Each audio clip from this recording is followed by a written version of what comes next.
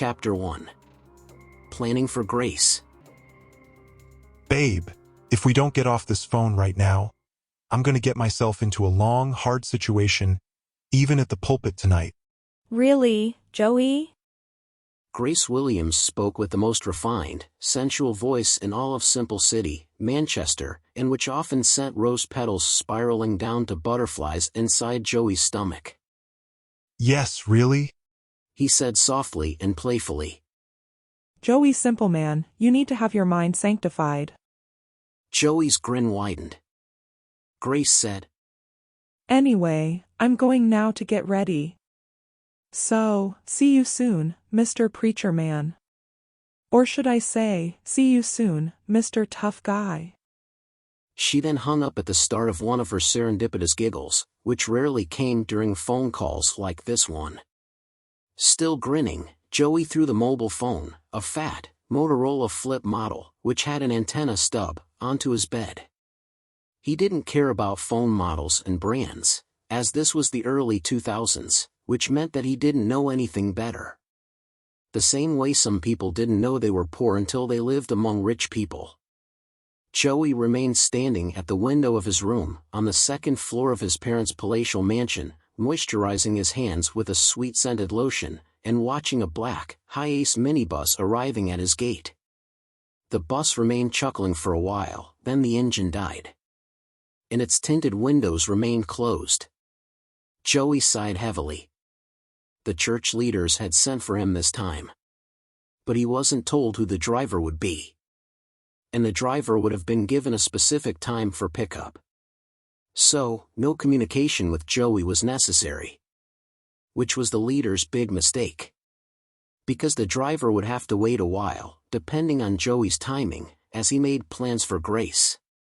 At 20 years of age, Joey was still yearning to be his own boss.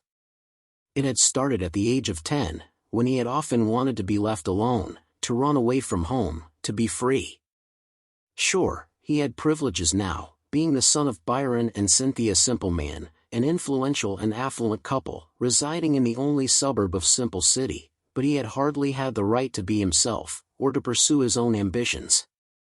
And, to make matters worse, he was forced into becoming an active member of a fundamentalist church, by the very same people who despised the culture of that church, even though they would donate millions to its community programs and overseas missions.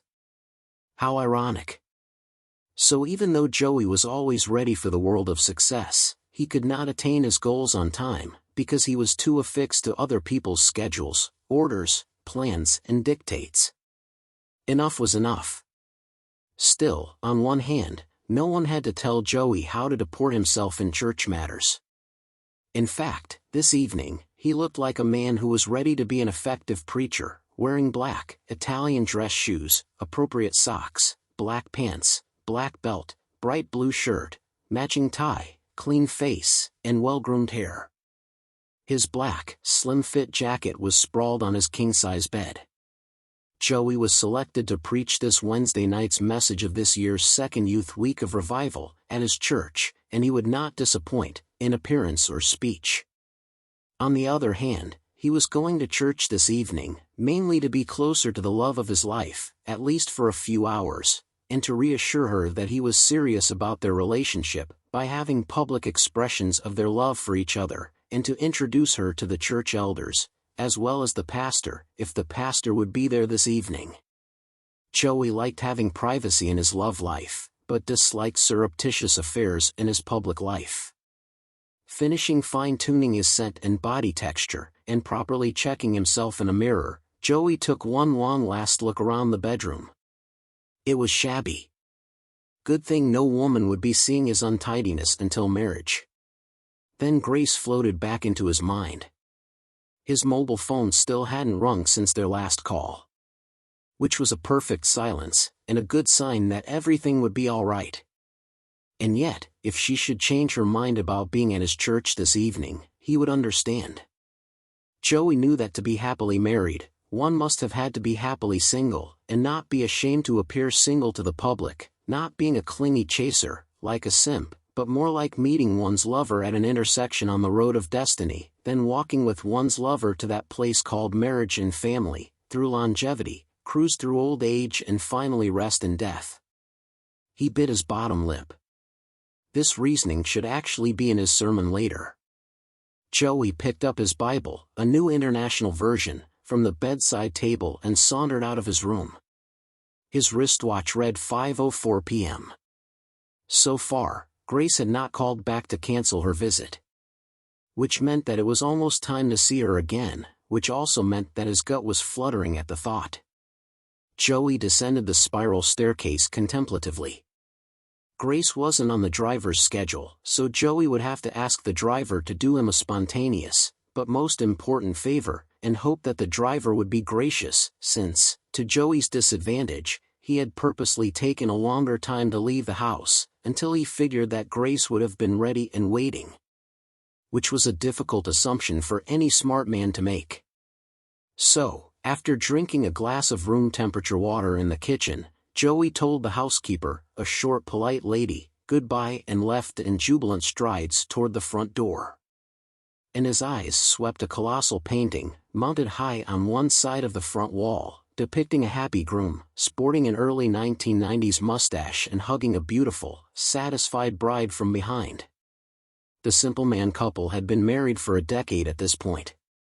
Joey had been living with them for almost 9 years, and now it was time for him to pose like his dad, to dress like him, and to be as wealthy as they were, but with less sacrifices that they had had to make. Joey stepped through the door and pulled it shut behind him. Immediately, his already petite eyes narrowed. The evening was brilliantly illuminated, even though the sun was inching towards the jagged mountain peaks of western Manchester. Then he approached the minibus waiting outside his gate. Closer, he realized it was the new bus his dad had donated to the church a month ago, a church his dad would never have attended.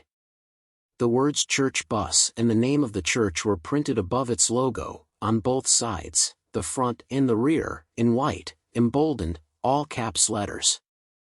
Joey closed in on the vehicle, less than 10 feet away. Then Mark McKenzie invaded his mind, like an intruder swiftly jumping into a waiting car at a stoplight. Mark, the boy, who a decade ago, at the age of 10, was whipped unconscious by Mark's mom, Senilia, at their home in Kingston and was abandoned inside a dark room, and then was later found by police and social workers, naked, famished, and bleeding in the same dark room. Mark, that boy who was taken away from Kingston to Simple City years later, to become somebody. Mark, who a lot of people had said would never find love and purpose. The Mark, who no one in Manchester actually knew existed. Mark, the problem child whose own mother wanted dead. Joey halted suddenly beside the minibus, 4 feet away, his heart battering his chest.